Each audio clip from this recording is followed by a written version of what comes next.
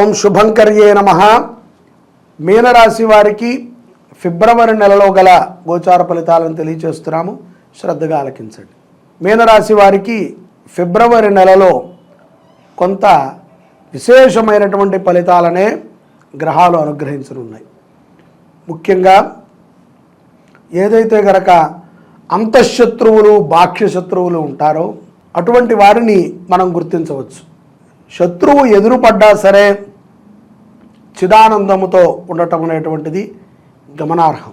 ప్రతి ఒక్కరూ కూడా ప్రస్తుతం ఉన్నటువంటి సమాజంలో వాళ్ళకి చాలా గొప్పగా కనబడుతూ ఉంటారు. ఎదుటవారి గొప్పతనాన్ని వాళ్ళు గుర్తించలేరు. ఎదుటవారిని చూసి నమస్కరించడానికి కూడా వారి సంస్కారం అడ్డం వస్తూ ఉంటుంది. కాబట్టి ఎదుట వ్యక్తిని గౌరవించేటువంటి వాడు, ఎదుట వ్యక్తితో వినయ విధృతలతో ఉండేటువంటి వాడే ఎప్పటికైనా సరే విజయాన్ని సాధించగలుగుతాడు.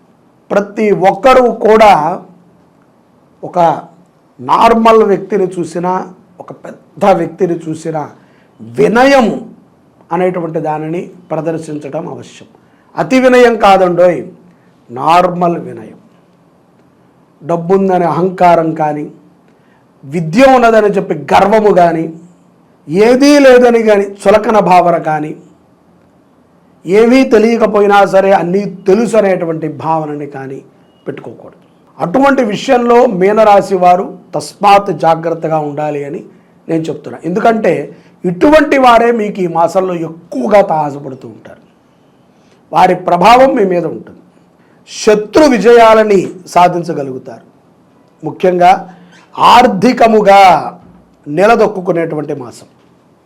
క్రయ విక్రయాల యందు షేర్ మార్కెట్ కానీ, భూమి కానీ, బంగారము కానీ ఇత్యాది వాటిని చాలామంది మీనరాశి జాతకులు క్రయ విక్రయాలని చేస్తూ ఉంటారు. వాళ్ళు కొనటము, వారం తర్వాత అమ్మటము, లేకపోతే ఇక్కడి నుంచి ఇలా తెచ్చుకొచ్చి ఇవ్వటము, ఏదో ఈ జమిక్ మ్యాజిక్ వ్యాపారాలను చేస్తూ ఉంటారు.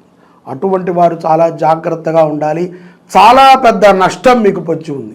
చాలా జాగ్రత్తగా ఉండాలి. మిమ్మల్ని ఇంతకాలం వాడుకున్నటువంటి వారు ఒక పూచిక పొలలాగా మిమ్మల్ని తీసి పక్కన పెడతారు. చాలా జాగ్రత్తగా ఉండాలి. పూర్వజన్మ పాపాలని కడుక్కునేటువంటి మాసము కూడా ఇదే. దాన ధర్మాలను చెయ్యండి, ఆధ్యాత్మికంగా ఉండండి, గురుసేవలని చెయ్యండి. ఎక్కడైనా మీ దగ్గరలో దేవాలయాలు ఉన్నా, గో సంరక్షణ సంబంధితమైనటువంటి వ్యవహారాలు ఉన్నా మీకు తోచిన విధంగా సహాయం చేయండి. దోచుకు వెళ్ళేది, దాచుకు వెళ్ళేది ఏమీ ఉండదు. ఎవ్వరూ కూడా ఈ కాలములో దేనికి దానం ఇవ్వట్లేదు. ప్రతిదానికి కూడా డబ్బు డబ్బు డబ్బు. పూర్వములో ఒక దేవాలయం ఉన్న దేవాలయానికి భూమి ఇవ్వటము, లేకపోతే బ్రాహ్మడు ఉంటే బ్రాహ్మణ భోజనానికి ఇవ్వటము, ఆశ్రమాలు ఉంటే ఆశ్రమాలకి ఇవ్వటం. ఇప్పుడు ఎవ్వరూ, అందరికీ పెద్ద పెద్ద వాళ్లే కావాలి తప్ప చిన్న చిన్న వాళ్ళు ఎవరైనా ఏదైనా ఒక మంచి పని చేస్తే వాళ్ళకి సహకరించడానికి కూడా ఎవరూ లేరు. మళ్ళీ మనమందరం చెప్తాము, హిందూ ధర్మము, సనాతన ధర్మము మేమే రక్షించాలి, మనమే కాపాడాలి అని. ఆ గొంతు పెద్దదైతేనే మనం కాపాడతాం. చిన్న గొంతుతో మన గొంతు కలవదు. ఎందుకంటే మనం స్వార్థపరులం కదా. వీడు మింగేస్తాడేమో, వీడు బాగుపడిపోతాడేమో అని. పెద్ద అయినా బాగుపడవచ్చు, చిన్నవాడు బాగుపడకూడదు. వద్దన్న ఆశ్రమాలకే ఇస్తూ ఉంటారు, ఎక్కువైపోయిన తిరుపతికే ఇస్తూ ఉంటారు. మన ఊళ్ళో ఉన్న దేవాలయాలకి ఎవరు ఇవ్వరు. మనకి తెలిసిన వ్యక్తి ఏదైనా ఒక గో సంరక్షణ చేస్తే కించిత్ జాగా మనం ఇవ్వం, ఆశ్రమాలకు ఇస్తాం. మా ఆయన ఇచ్చాడు, మా తాత ఇచ్చాడు, నేను ఇస్తున్నాను, 3 తరాల నుంచి స్వామీజీకి దోచిపెడుతున్నాం, ఆయన తిరుగుతున్నారు. ఇంకొక వ్యక్తి ఎవరిని మనం నమ్మలేకపోతున్నాం. మళ్ళీ మనమే చెప్తున్నాం హిందూ ధర్మం అని. కాబట్టి మంచిగా దానం చేయండి, ఉపయుక్తమైనటువంటి దానము చేయండి. నీ ఊళ్ళో నువ్వు చెయ్యి. ఆఖరికి ఆ తిరుపతి వెంకటేశ్వర స్వామి నుంచి వర్తమానం వస్తుంది నీకు, రావయ్యా నేను కూడా, నా పరివారం కూడా వస్తారు నీ దగ్గరికి. అందరం వెళ్ళి తిరుపతి, శ్రీశైలము, కాశీ, కుంభమేళ ఇవే మన గొడవలు. ఏది టాప్లో ఉంటే దాని దగ్గరికి వెళ్ళాలి. మనం టాప్కి వెళదామని ఎవరికీ ఉండదు. మన పురోహితుడిని, మన వ్యవస్థని, మన దేవాలయాలని, మన ఊళ్ళో ఉన్న వాటిని టాప్ చేయాలని ఉండదు. ఇస్తే మన పేరు ఉండాలి, ప్రఖ్యాతి ఉండాలి. అలాంటి ఆలోచనతో చేయకండి దానం. సద్భక్తితో చేయండి, విజయం సాధిస్తారు. నియమ నిష్టలతో ఈ యొక్క మాఘమాసములో మీనరాశి జాతకులు ఆవు నేతితో దీపారాధన చేయటం విశేషమైనటువంటి ప్రయోజనాలను ఇస్తుంది. ఉద్యోగస్తులకి, వ్యాపారస్తులకి, విదేశాల్లో స్థిరపడినటువంటి వాళ్ళకి. శని ప్రభావము చేత అనారోగ్య పాలు కూడా కొంతమంది అవుతారు. అనారోగ్యం, ఏదో తెలియనటువంటి మగతతనం, బద్ధకం, అతి మధ్య వ్యసనం, అతి దుర్వ్యసనాలు, స్త్రీలోలితమైనటువంటి బాధలు, వివాహం కానటువంటి పురుషుల చుట్టూ, స్త్రీల చుట్టూ అనేక కష్టాలు తిరుగుతూ ఉంటాయి. ఇదంతా కూడా చంచల స్వభావితమైనటువంటి సమయం.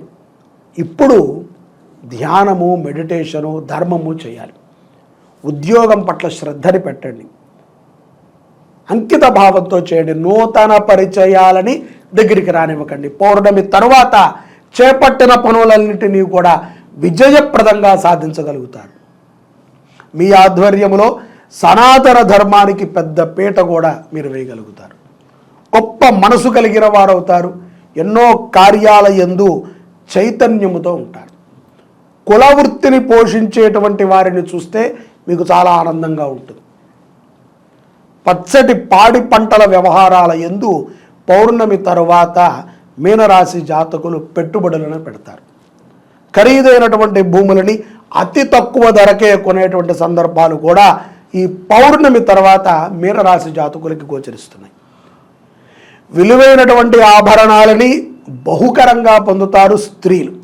పతనమైపోయినటువంటి కొన్ని స్టాక్ మార్కెట్ వ్యవహారాల యందు పౌర్ణమి తరువాత ఈ యొక్క మీనరాశి జాతకులు విజయప్రదంగా దూసుకు వెళతారు. సంపద వృద్ధి చెందుతుంది. వృత్తి వ్యాపారాలలో పెద్దల మాట, గురువుల మాట చెవిని పెట్టుకుంటవే కాకుండా ఆచరణలో పెట్టుకోండి. ఉరికినే తలకాయ ఊపి మీ పని మీరు చేయకూడదు. అది చేస్తే ఎలా ఉంటుందో చేసి చూపించాలి. కాబట్టి ఏ విషయాన్నైనా సరే చర్చించి, భార్య భర్తతో, భర్త భార్యతో చర్చించిన తర్వాత ఆచరణలో పెట్టడం ద్వారా అఖండమైనటువంటి కీర్తి, ఆదాయము, ధనము పొందగలుగుతారు. ఆరోగ్య విషయంలో కూడా చైతన్యం లభిస్తుంది. ముందస్తు జాగ్రత్తగానే పలుమార్లు డాక్టర్లను సంప్రదించాల్సి వస్తుంది. పిల్లల చదువుల విషయంలో పౌర్ణమి తర్వాత ఒత్తిడికి గురయ్యేటువంటి సందర్భాలు ఉంటాయి. ఆందోళనకరంగా ఉంటుంది. పెద్ద పెద్ద పరీక్షలు వీళ్ళు రాయగలుగుతారా, వీళ్ళకి లేదంటే ఏదైనా వేరే మార్గము వెతకాలా అనేటువంటి ఆలోచనని చేస్తూ ఉంటారు. రుణ ఒత్తిడి కూడా పెరుగుతుంది. ఇటువంటి సందర్భాలలో రుణ ఒత్తిడి కంపల్సరీగా పెరుగుతుంది. ఎందుకంటే కష్టాలు కొన్ని ఉంటాయి, లాభాలు కొన్ని ఉంటాయి, ఎదుటి వాడి మీద కొంత ఉంటాయి. ఆ రుణ ఒత్తిడి చేయకండి, రుణాన్ని చేయకండి, ఎక్కడా కూడా అప్పు చేయొద్దు. ఉన్నదాంతో సుఖంగా ఉండండి. పిల్లలు మంచిగా చదువుకుంటానికి శ్రీ శుభంకరి సేవా సమితి ఈ యొక్క జనవరి 30 నుంచి ఫిబ్రవరి 7వ తారీఖు దాకా రాజశ్యామల మహాయజ్ఞాన్ని చేస్తోంది. దాంట్లో మీ పేర్లు, మీ పిల్లల పేర్లు రాయించండి. చక్కగా వారు చదువుకున్నది గుర్తుండే విధంగా సంకల్పం చేస్తారు. అక్కడ హాయిగా ఆ సంకల్పం మేరకి మీ పిల్లలకు మంచి బుద్ధి జ్ఞానాలు కలుగుతాయి. సద్బుద్ధితో ఉంటారు. లేదు మేము అంత కట్టుకోలేమండి, నిరుపేదలం అనుకుంటే చక్కగా అష్టోత్తరాన్ని, రాజశ్యామల అష్టోత్తరం గూగుల్ కొడితే వస్తుంది. ఇప్పుడు మీరు ఇదిలా చూడగలుగుతున్నారో అదే చూడండి గూగుల్లో, రాజశ్యామల అష్టోత్తర శతనామావళి నామాలు వస్తాయి. పిల్లల చేత రోజు పలికించండి. 10 రోజులు ఒక గుప్పెడు పంచదారని రావి చెట్టు దగ్గర వేయించండి పిల్లల చేత.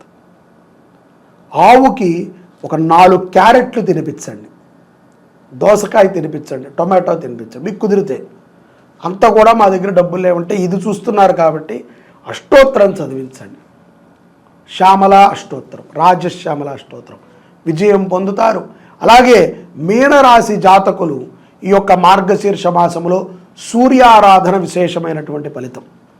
రథసప్తమి రోజు కానీ ఆదివారము రోజు కానీ సూర్య హోమాన్ని చేయండి.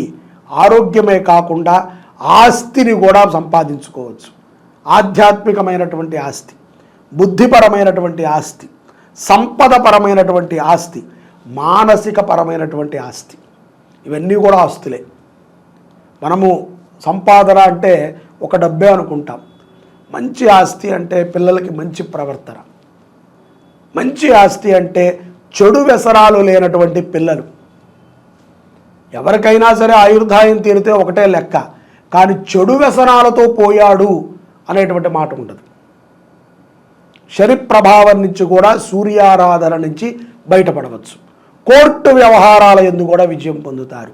రాజకీయ నాయకులు తప్పనిసరిగా శ్యామలా యజ్ఞాన్ని చేయించుకుంటాం అవశ్యం. శక్తి ఉన్నటువంటి ప్రతి ఒక్కరూ ఆధ్యాత్మికమైనటువంటి చింతనతో దాన ధర్మాలు చేయండి. జై శుభంకరి, సర్వే జనాః సుఖినో భవంతు.